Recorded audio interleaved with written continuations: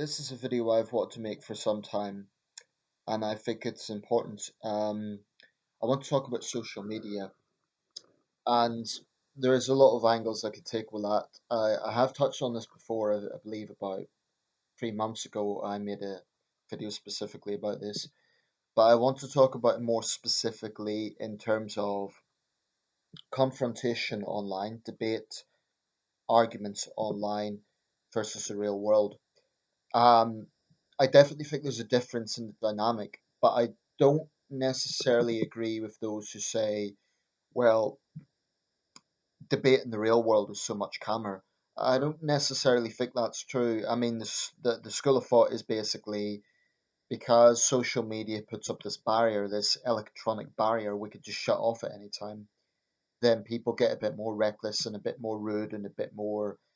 There's some of that is true. But you only have to look at any protest to see that you don't necessarily need social media to toxify things. I mean, you get very heated town hall debates in the United States where there's no computers, that's just face to face. You get them here in the UK with pro and anti Brexit demos. Um, so I don't necessarily think the real world is a lot calmer. Um, but I do think that social media brings up certain dynamics that you don't get in the real world. Not all of them good. One of them is people can hit and run. They can say they control in a way that they can't do in the real world. If you're in an argument face to face, you either have to just have it out or walk away. You can't kind of, I don't know, I don't think you could do that in the same way. You can't kind of make a trolling comment and just walk away. It doesn't quite work that way. So there's definitely a different dynamic. I just don't think it's a case that the real world is so much calmer. I don't think that's true. And I don't think it would be true that if we had no social media, everyone would be civilized to each other. I also don't think that follows. I mean, look at the period before, let's say 2004, 2005, 2004 when Facebook came in, 2005 when YouTube came about. you know, the early 2000s and the 1990s and the 1980s and the 1970s, you can find plenty of examples of heated arguments. So I don't think it's a case that necessarily detoxifies things. Um, but this particular era that we are in, I'm talking, let's say, mid 2010s onwards, is particularly polarizing. The election of Trump, Brexit, those are the two big triggering events I would suggest. There's other factors as well, but those two things in particular are the two big trigger events in the UK and the US, and they have sweeping effects on other countries as well, particularly the election of Trump. So the culture wars are on overdrive. And by the way, I'm not blaming left or right for that. It's just, I'm not even saying, oh, it's Trump's fault. I think it's just the situation that we are in right now. The Western world is very polarized. And then added to that, when you look at the geopolitical situation, you know, uh, a growing China, a more assertive, militaristic China, a belligerent Russia. Um, Geopolitics is far more tense than it was immediately after the Cold War, i.e., the early 1990s. Not that that was problem free. There was a breakup of Yugoslavia. There were wars going on, but I mean, among the great powers, there's a particular palpable sense of tension right now. So it's easy to see why there's this general feeling of people being on the defensive. There is a rise in nationalism around the world in most of the great powers, um, and and the culture wars are on overdrive. Now, just to personalize this a little bit, bring my own experience into this. I am a pretty opinionated person. I'd be a liar if I said I wasn't. I'm opinionated. I've got strong views on a lot of subjects. There's some subjects I'm kind of neutral on or I don't have strong views on, but I'll be totally honest, there are a lot of areas I have strong views. Now, when I vocalize my views in these videos or on Facebook, I know that some people won't like them because if I had this mentality, oh, I want it to be an echo chamber, I'd be exhausted constantly trying to like make it that way. And I don't want that because it would be a facade, it wouldn't be reality. You know, it would be like taking a drug. You wouldn't be seeing what the reality actually is. So I don't want an echo chamber. But I also get a little bit tired of the constantly debating and arguing and confrontation. Now, I'm not saying that debate in itself is a bad thing. Intelligent, reasoned debate is not a bad thing. But so often with the internet, it just feels like point scoring. It just feels like people trying to prove something. And I'm guilty of that. I've done it. You know, I've wanted to confront people just to prove that they were wrong. And people have done it with me. And it just all gets very tiring. I would like a situation actually where someone said, look, Nathan, we have a disagreement on this. Do you want to have a civil back and forth? We can arrange like, you know, a split screen or something like that. I think that would be interesting, and I'd be open minded about taking something like that up, provided it wasn't about scoring points, it was just about exchanging ideas. But so often these days, people think it's about winning an argument, like a little popularity thing.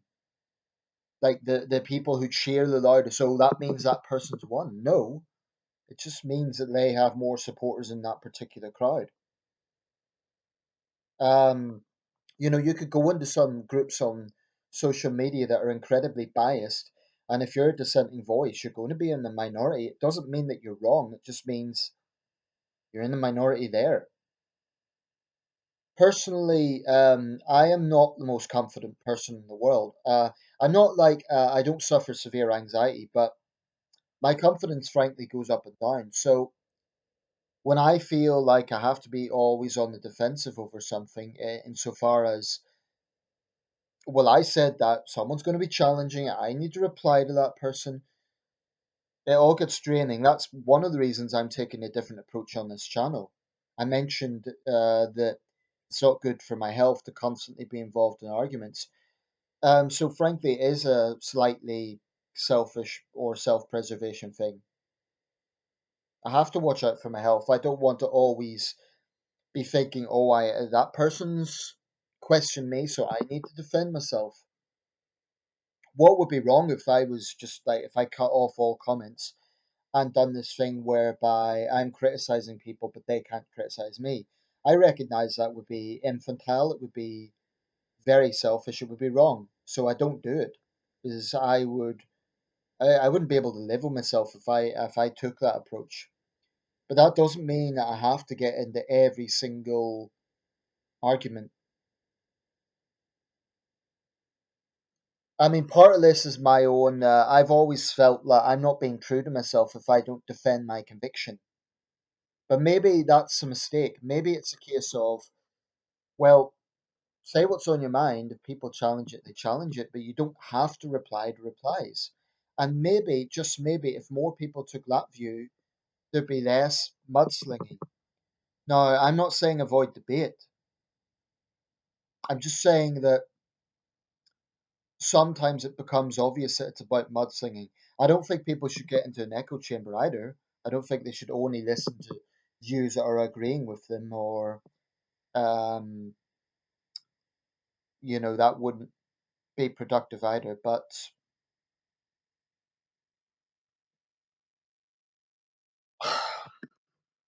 I think social media does bring up an anonymity thing.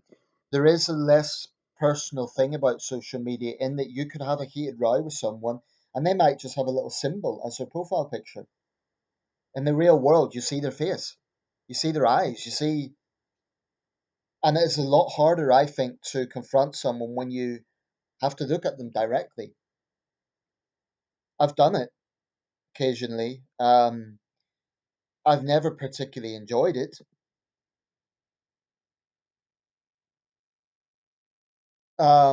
Certain people have to do it. It's a job. I mean, if you're a politician, you can't avoid it. So just to conclude, I in this world, you're never going to please everyone. There will always be some people that dislike you and take issue with your opinions, and you will take issue with theirs. I think ultimately you need to get into a state of mind, and this is something I'm working on it. I think we need to just develop self confidence to the greatest extent possible without being delusional, and try to see things in a positive way. Don't see things as that person's disagreed with me. Look at it more like, well, that's my opinion. I've explained why, I've stood by it, and I'm just getting on with my day now.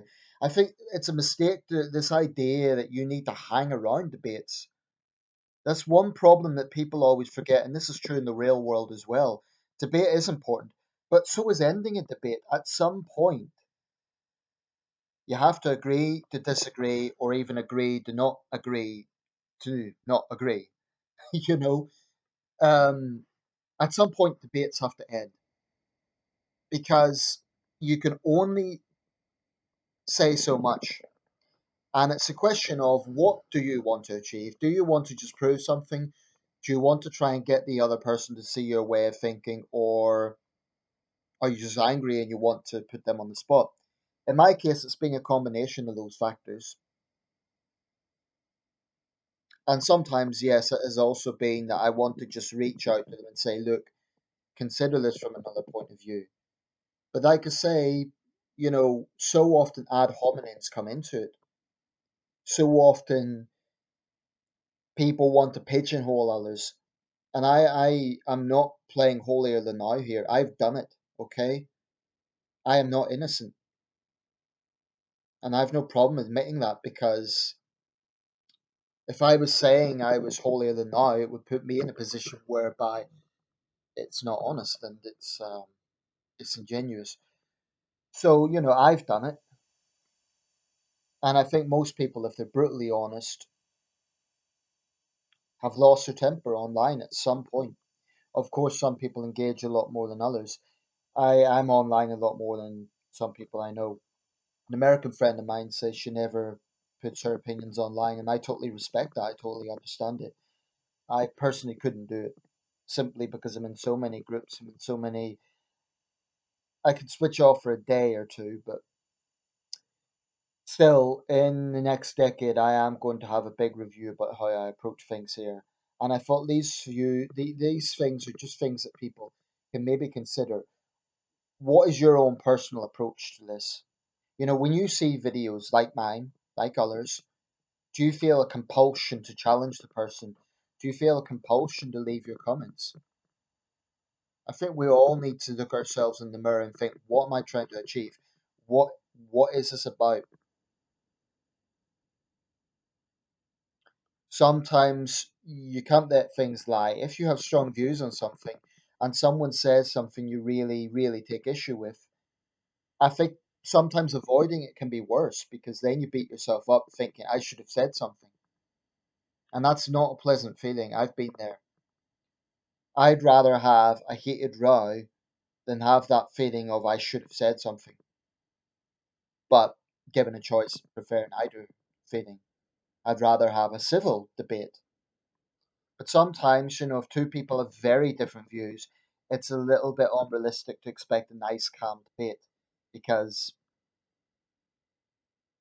you just think that they're just wrong. They're just so wrong about what they're saying, and there is no common ground. So how can it be civil when you can't even find common ground? So that's I think we also have to be realistic about that. In conclusion, I invite everyone watching this, if you've been patient enough to listen to the end of this, consider consider what you want to achieve online with back and forth or the real world.